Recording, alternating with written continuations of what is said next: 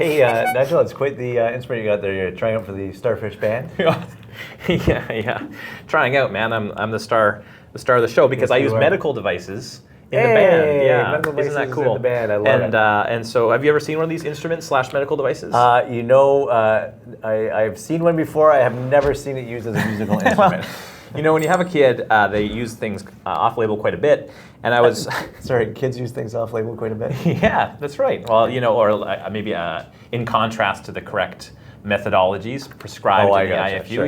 Yeah. He doesn't really want to read the details. Don't see the average 3-year-old flipping That's through right. the But I was fascinated to read a paper recently about how adults are also pretty terrible at using these. These are meter dose inhalers, and so Right. and maybe someone with asthma, or you yourself Sure. have done these, or in TV see people kind of do the shake and then and Right. they use this directly with their mouth.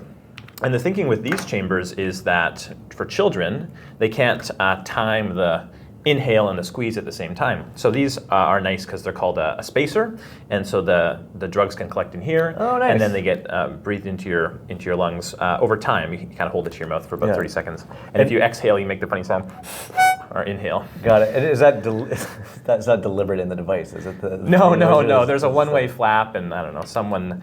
There's a duckbill valve, so there you go. It's like a reed, actually, like a woodwind instrument. Absolutely. Fantastic. So maybe, I don't know, maybe it was a hidden requirement they didn't tell me about. But interesting, the thing I found interesting was not only are 3-year-olds not so great at using these, but adults are terrible at it too. Sure. As little as 7% of adults actually use devices like this correctly, where every single step 7%. follows the thing, and more than half of people will get at least one step wrong when they're trying to follow these. Sure. And things like that can result in the drugs building up in your mouth instead of in your lungs.